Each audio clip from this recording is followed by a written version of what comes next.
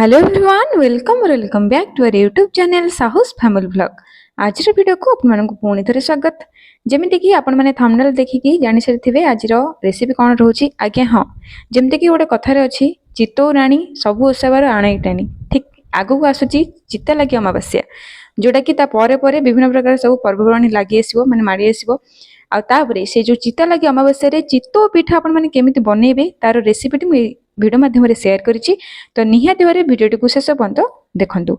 चितौ पिठा बनाइबा अति सहज आपण माने थरे ए रेसिपीटी ट्राई करंतु आपनको भी मध्य बहुत सहज लागियो आपण माने घरे ए चिता लगी अमावास्या रे एटा आपण माने बनै परिबे। प्रथमे देखंतु मु नेछि गोटे बैटर जोटा कि नेछि जेमति कि बीरी आ ता सहित चाउलर मिक्सचर माने पेस्ट करके नेछि ता सहित अदा छेचा हेछि गोलमरीच गुंड आ कर्पूर नेछि चीनी नेछि आ तापर मु नेछि नडिया कोरा नडिया को पूरा भलो भाबरे देखंतु पूरा कोरी नेछि देखंतु नडिया कोरा नै जाइछि। तापर कोन करिवे देखंतु नडिया जो प्लेट आपण माने कोरी की रखिथिबे सेथरे देबे चीनी चीनी देई सारिया परे सेथरे देबे गोलमरीच गुंड आउ आमे जो छेची के रखिथिले अदा ए सबु देई सला परे ताकू भलो भाबरे गोळै नेबे।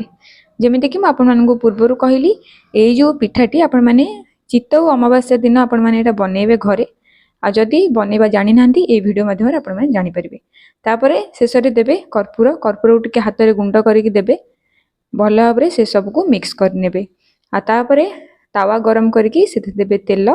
तेल देई सारिबा परे सेथे देबे आण को जो आण आमे बनै छन्ते अरुआ चाउल आउ बीरीर आण को ता जो पेस्ट को सेथे देई देबे देई सला परे टिके सेटा हेई आसी सारला परे संगे संगे देबेनी टिके हेई आसी सारला परे ऊपर ऊपर आमे जो स्टफिंग बनै चंदी नडिया कोरार नडिया ता सहित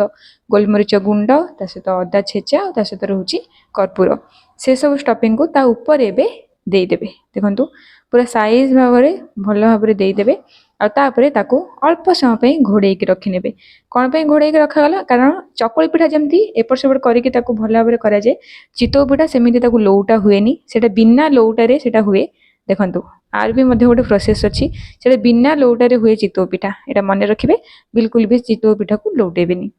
तापर देखंतु पुणी आउ थरे करिवे एमती आपण माने धीरे धीरे कले आपण माने प्रैक्टिस हे जो आपण माने घरे निहात पर आहुरी भलो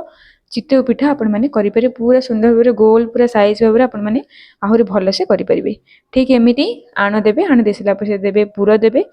दे सारा पर ताकू मात्र 5 मिनिट पर्यंत घोड़े नेबे कारण जेमिति कि मु कहली चितौ पिठा बिल्कुल भी ताकू लौटेबेनी सेटा बिल्कुल भी लौटा जाएनी नॉर्मल चकुली पिठा भलिया।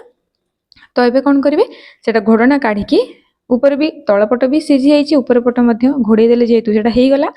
आ तापरे जेतु एबे हेई गला ताकू पुनी प्लेट को काढी नेबे। देखंतु चितौ पिठाटी बनेबा केते सहज आपण माने घरे एई टाइप रे पिठा निहात भाबरे बनांतु माने ए आगु जो आसुची चिता लागि अमावास्या से अमावास्या रे ए पिठा आपण माने घरे निहात भाबरे बनांतु। आशा करबी आज भिडियोटी आपण मानकु बहुत भल लागितबो और आज रेसिपीटी आपण मानक पई बने बहुत हेल्पफुल रहितबो और आज ए जो भिडियोटी आज रेसिपीटी को आपण माने आगु जदी बनौचंदी चिता लागि अमावास्या रे आपण मानक रिव्यू ए भिडियो रो कमेंट बॉक्स रे निहात भाबरे शेयर करबी। आशा करबी आज भिडियोटी आपण मानक पई बहुत भल लगी आज भिडियोटी। तो अभी देखा हम परवर्ती भिडियो रे सेति पयंत मते विदाय दियंतु मैं रहूची नमस्कार। जदि भिडियोटी भल लगी निहात भाबरे हमर चैनल को सब्सक्राइब करेंगे और ये भिडियोटी को लाइक करेंगे। तो अभी देखा परवर्ती भिडियो रे सेति पयंत विदाय दियंतु मैं रहूची नमस्कार।